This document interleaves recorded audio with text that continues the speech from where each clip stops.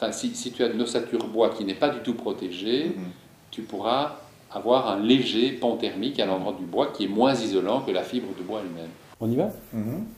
Je vais commencer par dessiner l'ossature. Donc l'ossature bois, ce sont des poutres qui font 24 cm sur 6, à peu près tous les 40, ça dépend de la hauteur et des exigences. Ce sont des poutres qui viennent comme ceci. Voilà.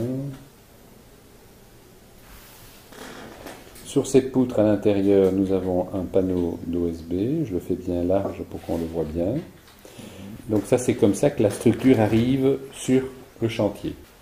Là-dessus, nous avons mis une couche de 8 cm d'isolant.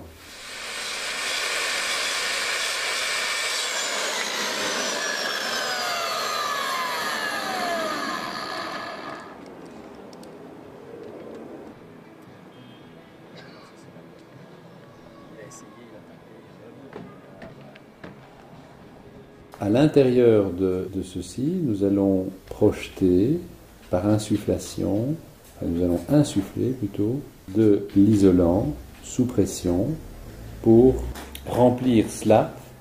C'est la manière la plus facile de remplir un espace défini. Donc tu as un certain nombre de centimètres, tu imagines si tu dois commencer à découper des panneaux, ça ne va jamais tomber juste bien, ça va toujours être un peu plus compliqué. Donc ça, c'est un très très bon système.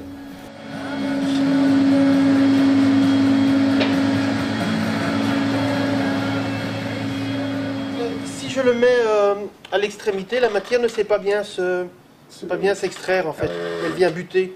Donc au contraire, je dois lui laisser un petit peu de distance pour que la matière puisse sortir du tuyau et aller remplir l'espace. Une vingtaine, trentaine de centimètres à peu près. Pas compliqué, mais ça, comme on travaille d'une certaine façon en aveugle, ça demande quand même d'avoir une certaine expérience.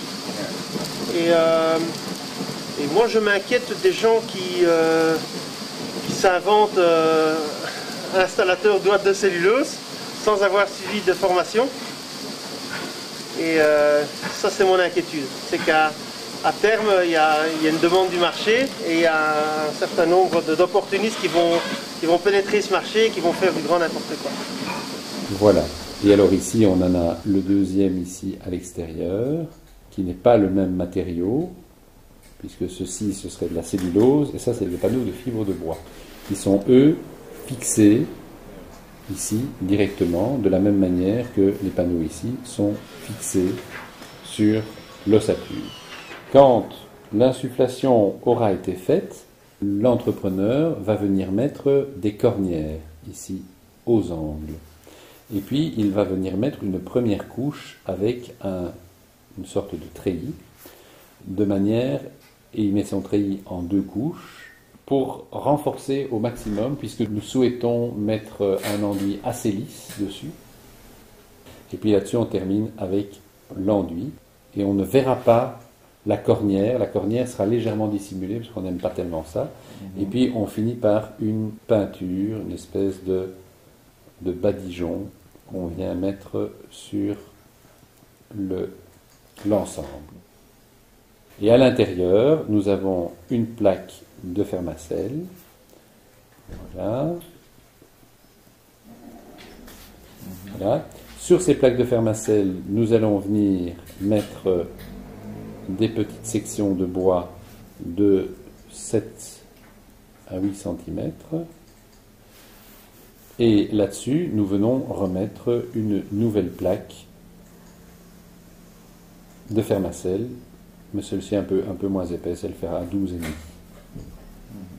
Donc si on veut, ici on a 12,5. Là, on va dire qu'on a 60 à 70. Là, on a 15.